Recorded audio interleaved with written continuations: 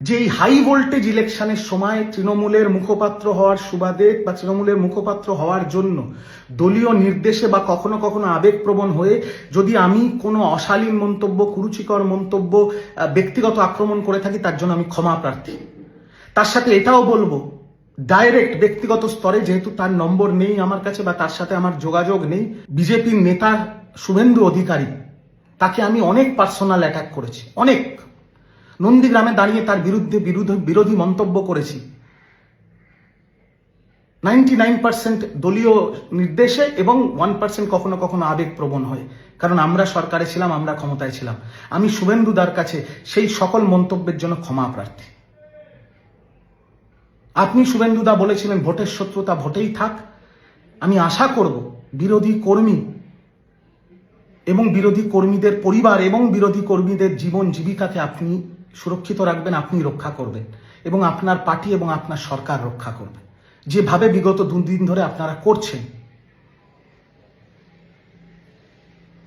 আমি আরেকটা কথা বলতে চাই, একটা আমার ভিডিও ভাইরাল, দলের পক্ষ থেকে দলের মুখপাত্র হিসেবে, দলের লাইন হিসেবে যে লাইনটি আমাদের দলের সাংসদরা আগেও বলেছেন, সেটা নিয়ে আমি একটা দলের হেডকোয়ার্টার থেকে একটা ভিডিও করেছিলাম ইলেকশন কমিশনের পুলিশ অবজারভারদের বিরুদ্ধে।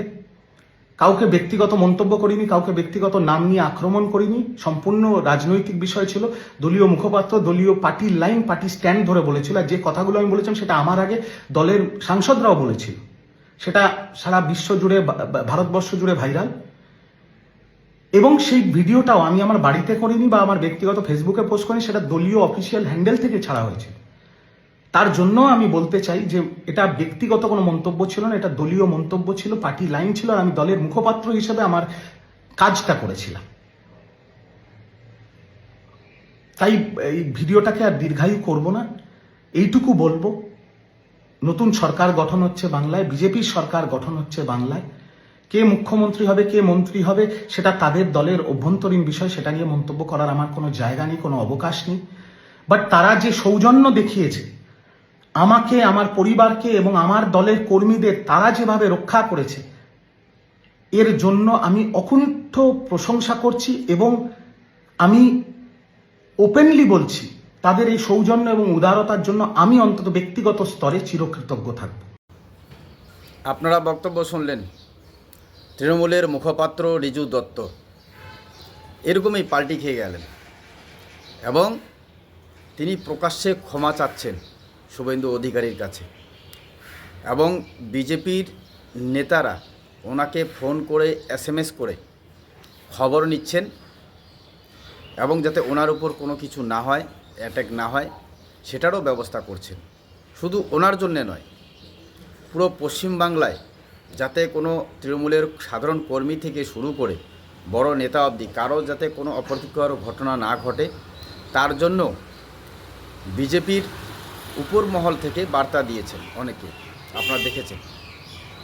তার জন্য এই কৃতজ্ঞতা জানাচ্ছেন রিজু দত্ত, তৃণমূলের মুখপাত্র। এবং ইনি যতগুলি কথা বললেন যে দলীয় নির্দেশে, দলীয় কাজকর্মের জন্যই উনি পার্সোনালি অ্যাটাক করেননি, দলীয়ভাবে অ্যাটাক করেছেন। তো ভালো কথা, যদিও শান্তির পক্ষে সকলেই, আমরাও এর ব্যতিক্রমী নই, কিন্তু উনি বারবার একটা কথা প্রকাশ করলেন, যেটা হচ্ছে, এবং এখন দেখবেন অনেক তৃণমূল নেতারাই ঠিক একই পথে হাঁটছেন, পাল্টি খাচ্ছেন আর এরকমভাবেই বলছেন। তারা দলীয় নির্দেশে ব্যক্তিগত কাউকে আক্রমণ করেননি, তারা রাজনৈতিকভাবেই আক্রমণ করেছেন।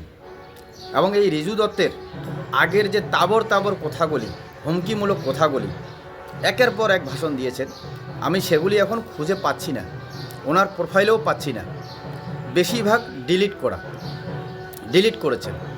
কেন?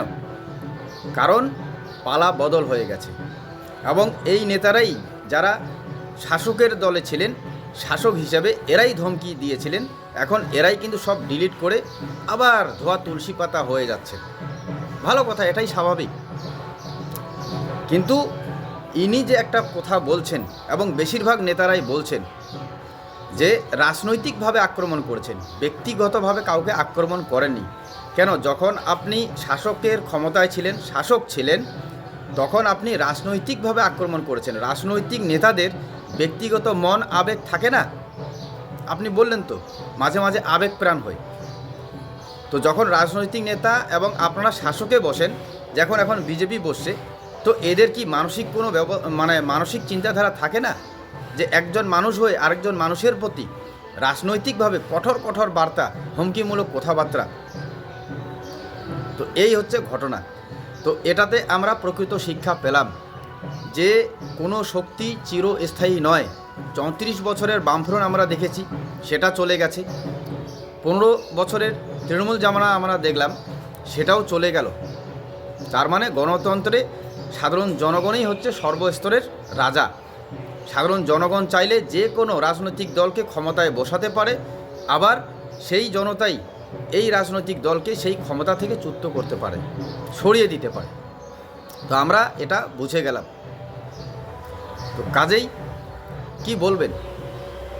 এবং এর থেকে সাধারণ যারা কর্মী আছেন, যারা এখনও আবেগপ্রাণ হয়ে এদিকে ওদিকে নানা রকম কটূক্তি করছেন, তাদের জন্যও হয়তো এই ভিডিওটা একটা বার্তা দেবে। সব দিকে শান্তি শৃঙ্খলা বজায় রাখুন। এবং সবথেকে বড় কথা যেটা আমি বলতে চাই, যে কোনো শক্তিই কিন্তু সর্বস্তরে থাকবে না, সারা জিন্দেগি থাকবে না। বামফ্রন্ট 34 বছরে গেছে, তৃণমূল 15 বছরে চলে গেছে, এই বিজেপি সরকার আসছে, এই বিজেপি সরকারও হয়তো চিরস্থায়ী থাকবে না। প্রতিটা শক্তির একটা ধ্বংস থাকে। তো কাজেই আমরাও এমন ধরনের কোনো কাজ করব না, যাতে আমাদের কথাবার্তায় এবং আমাদের কথাতে সাধারণ মানুষ হোক বা বিরোধী পক্ষ কোনো মানুষ হোক, তারা যাতে কোনো দুঃখ পান, এটাই যাতে আমাদের অঙ্গীকার থাকে। তো সজাগ থাকবেন। ধন্যবাদ।